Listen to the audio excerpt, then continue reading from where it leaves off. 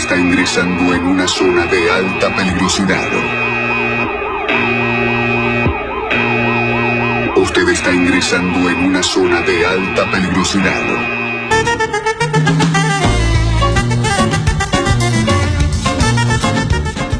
Todos los delitos que se cometieron durante el gobierno de Cristina son absolutamente repudiables y hablan de niveles de inmoralidad nunca vistos y de la bulimia por el poder y por el dinero. Pero hay algunos casos de corrupción que son más graves por su impacto social y porque castigan a los sectores más débiles y necesitados de la sociedad. Hablo por un lado del robo a los fondos destinados a las viviendas populares, a los hospitales, a las escuelas y a las cloacas, entre otras obras de infraestructura. Pero por el otro, están los delitos que tienen que ver con el narco-kirchnerismo. Porque la droga es el peor veneno que los Kirchner dejaron circular por las venas abiertas de la Argentina. Y esto es lo que más indigna, por la carga de muerte que eso implica, porque muchos pibes se hunden en una suerte de genocidio silencioso que les liquida el cerebro con el paco, y porque muchos de los asesinatos que hubo en este tiempo están atravesados por el tráfico de estupefacientes.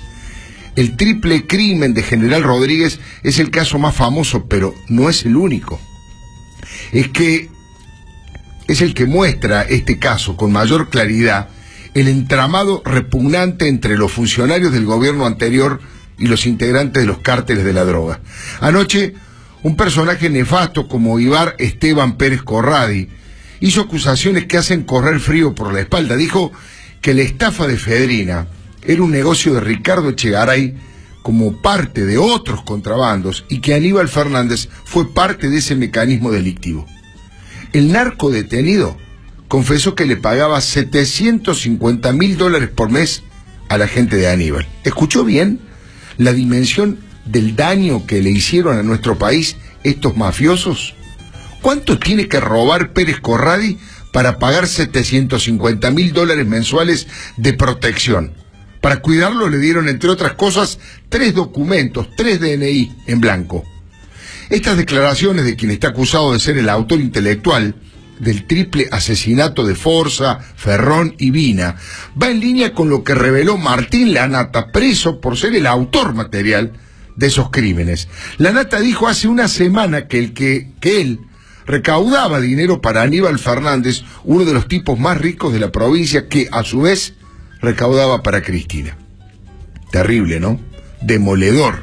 Y como si esto fuera poco, Lanata, el malo, con doble T, dijo que a ellos les abrieron la puerta de la cárcel para matarlos y para que no pudieran declarar contra Aníbal y para tirarle 3 muertos a Vidal y a Macri y voltear a sus gobiernos.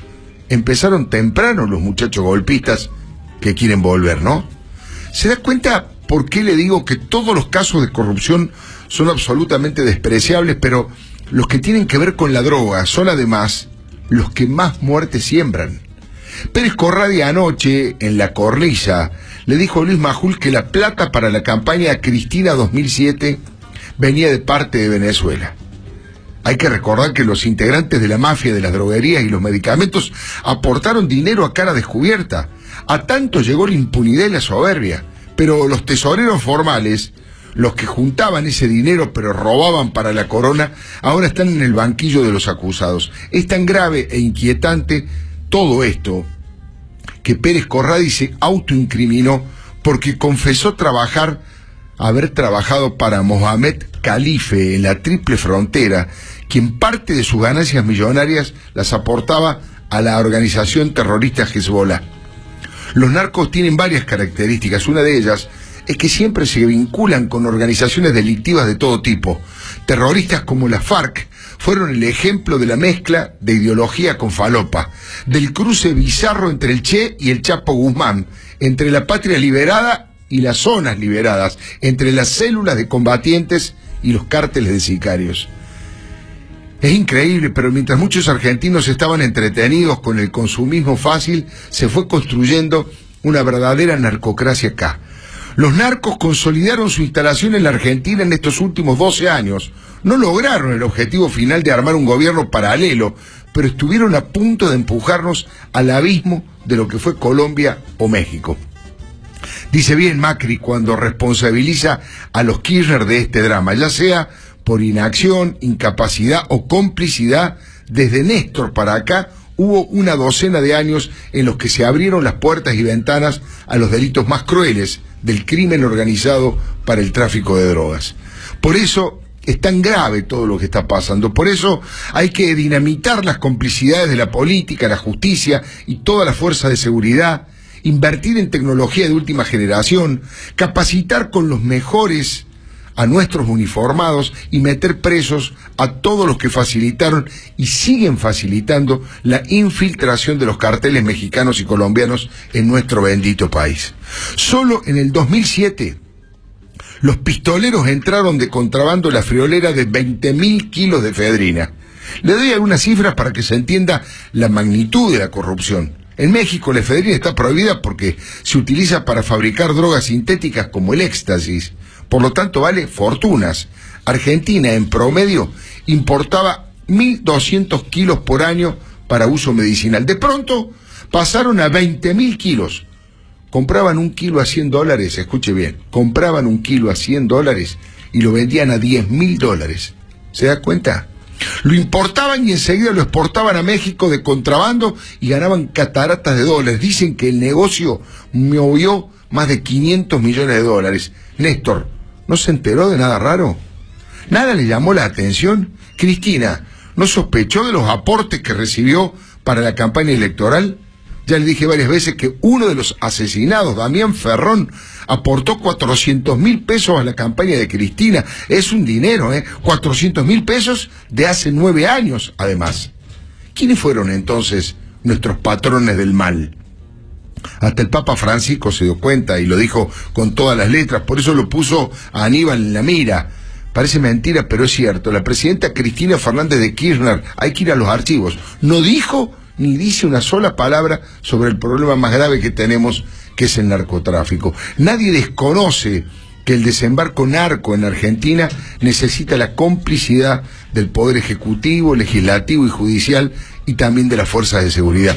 Ya le dije que los narcos prostituyen todas las instituciones de la democracia. Sus coimas son misiles de $1 millón. Necesitan corromper a todos y a todas para que nadie pueda tirar la primera piedra. Eso se llama narco-kirchnerismo recargado.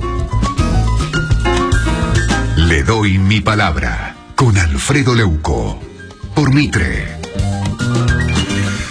Hoy Álvaro de la Madrid se toma un café con Leuco. Vamos al grano. Los aromas, la selección, el placer, el hogar, el café. 5 hispanos, el placer del café.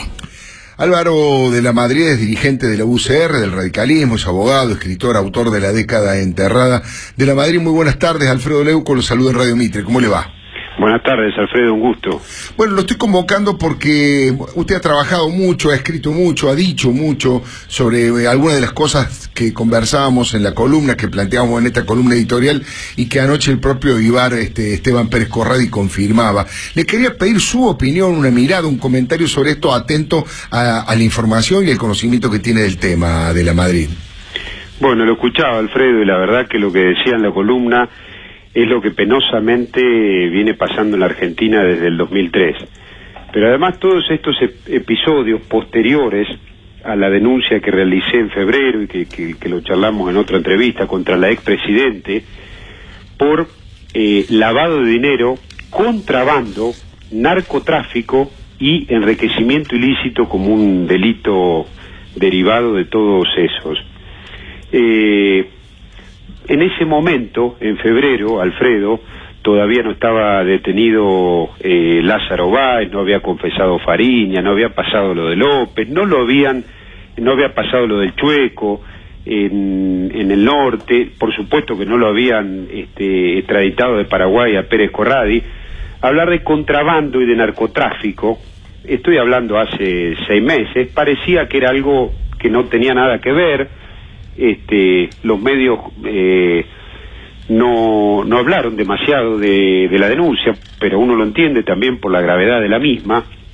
Pero ahora empezamos a hablar de estas cosas incluso lo hablábamos el sábado, que fui amablemente invitado por Mirta, que estaba Gómez Centurión, y hablamos de estas cuestiones. Es decir, en la Argentina la mafia, Alfredo, es el único delito del mundo que no se puede hacer solo, ¿sí?, que se necesita de socios. Uno puede tener métodos mafiosos o conductas mafiosas, como se dice comúnmente, pero la mafia es un delito organizado. Por eso que yo denuncié eso en febrero, con todas las pruebas que a veces los periodistas dicen, bueno, ¿y cuáles son? Y cuénteme, y dígame. Uno no lo puede decir al aire, tiene que hacer lo que corresponde, que es ir a la justicia, que es lo que he hecho yo, y denunciar estas cuestiones.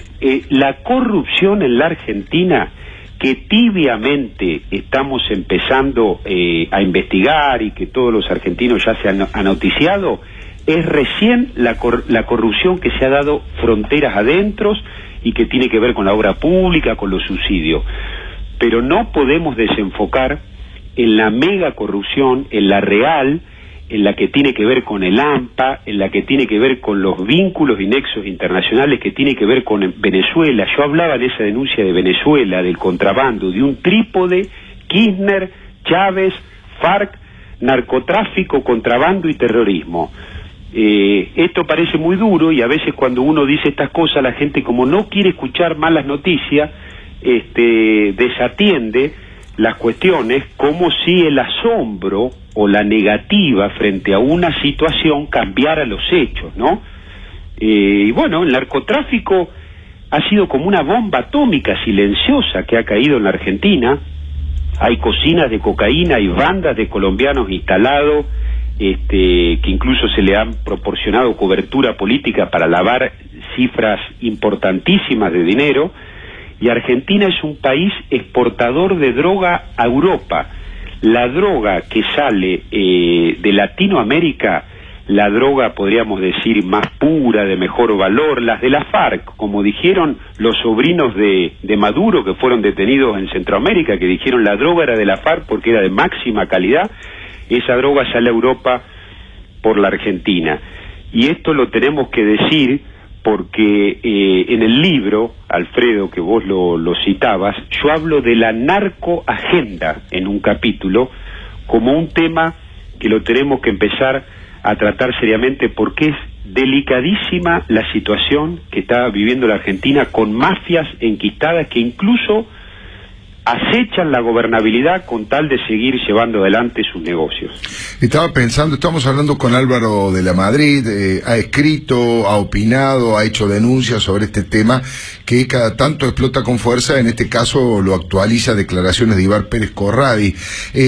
¿Usted cree que, digamos, en toda la investigación que ha hecho y todo el conocimiento que usted tiene, que el eje central obviamente es Néstor Kirchner, Chávez, la FARC de Colombia? ¿Cambia algo ahora con esta paz que se ha firmado en Colombia con la FARC de la Madrid? Es muy buena, Alfredo, la pregunta. Mira, yo fui invitado a presentar el libro a Colombia antes de hacerlo en Buenos Aires, y fui porque si no, no iba a poder ir. Ya más adelante fue una cuestión como de asegurarme, porque escribo una columna para un diario, Minuto 30, de Medellín, hace más de un año, de manera tal que ese diario me invitó a raíz de la repercusión de esa denuncia de febrero que te hablaba, que también mencionaba la cuestión del entierro de dinero. Otra cuestión que impactó mucho y que allá en Colombia saben, porque la FARC y Escobar Gaviria fueron los pioneros en eso. Y la verdad que esto es así, y hay que empezar a hablar de estas cosas. En Colombia casi que reconocían todo lo que denuncié con total naturalidad. La FARC en Colombia, la FARC son una multinacional, han esparcido la droga por toda Latinoamérica y tienen socios y representaciones en cada uno de los países. Me preguntaron en Colombia y te contesto lo mismo, y contesté lo mismo que te digo, Alfredo. Yo creo que más allá de que el secretariado de la FARC firme la paz, incluso con buena voluntad, pensemos, y entregue las armas, el problema de esta cuestión es que la FARC tienen socios en el extranjero, y esas bandas criminales que se llaman BACRIM no les importa lo que pasa en Colombia, la paz de la FARC con el gobierno y quieren mantener este negocio. Incluso el presidente Santos, que lo esconde, que no lo dice, no comenta que hay otro grupo terrorista, que es el SLN, que también está vinculado al narcotráfico, y hay dos frentes muy importantes de la FARC, muy importantes, que dijeron: lo que se firmó en La Habana no tiene nada que ver, no vamos a abandonar la selva y demás. Lo que te quiero decir, Alfredo, es que hay socios fuera de Colombia que no van a abandonar este negocio, y este va a ser el problema que va a tener el presidente Santos, porque yo hubiese presentado acuerdos con la guerrilla, no hubiese dicho que esto trae la paz, porque si en Colombia al otro día, por más que gane el referéndum, muere alguna persona, hay secuestros, siguen secuestrando niños y los llevan a la selva, o se nota que el negocio del narcotráfico no se desactivó, y bueno, la paz va a ser un blef. Aquí mi compañero Federico Andajasi le quiere hacer una pregunta de la Madrid. Sí, cómo no. De la Madrid, ¿cómo le va? ¿Qué tal, Federico? Bien, le hago una pregunta. Por estos días, bueno, tuvo mucha repercusión el asesinato en Paraguay de un grupo de militares por parte de un grupo que se llama Ejército Revolucionario del Pueblo. Sí. Y digamos, en coincidencia con eso, reaparecieron acá unos personajes uniformados que dicen haber pertenecido al ERP. ¿Usted ve algún conato de que esto pueda tener alguna ramificación acá en la Argentina o en Paraguay o algún tipo de relación estos grupos? Está bueno que me lo preguntes para aclararlo. No, yo no veo ningún intento de golpe tradicional, digamos, a la vieja usanza, y menos que intervengan sectores vinculados con los militares o militares retirados. Lo que he dicho, y lo cuento en el libro, porque el libro se terminó de escribir en el verano. Yo lo entregué en el verano a la editorial, y vos sabés bien, Federico, lo que tarda un libro en salir, con todo el proceso que tiene de corrección, de arte de tapa, de diseño. Pero en definitiva eso hace más importante estas cuestiones, porque no es que uno lo dice ahora, porque las noticias también es lo que se está hablando ahora y le da más veracidad. Yo lo que he dicho, que hay dinero enterrado en Santa Cruz, de los sectores más fanáticos, talibanes, por así decirlo, para que se entienda bien, del kirchnerismo, que van a usar ese dinero, y para eso fue guardado de esa manera, para desestabilizar, para generar tensión y para propiciar un desorden y una sensación de caos, montándose sobre todos los problemas que tenga el gobierno, los que tuvo, lo que tiene y los que va a tener, porque la herencia es muy pesada y es probable que el gobierno siga teniendo dificultades que se expresarán de la manera que sea en el tiempo.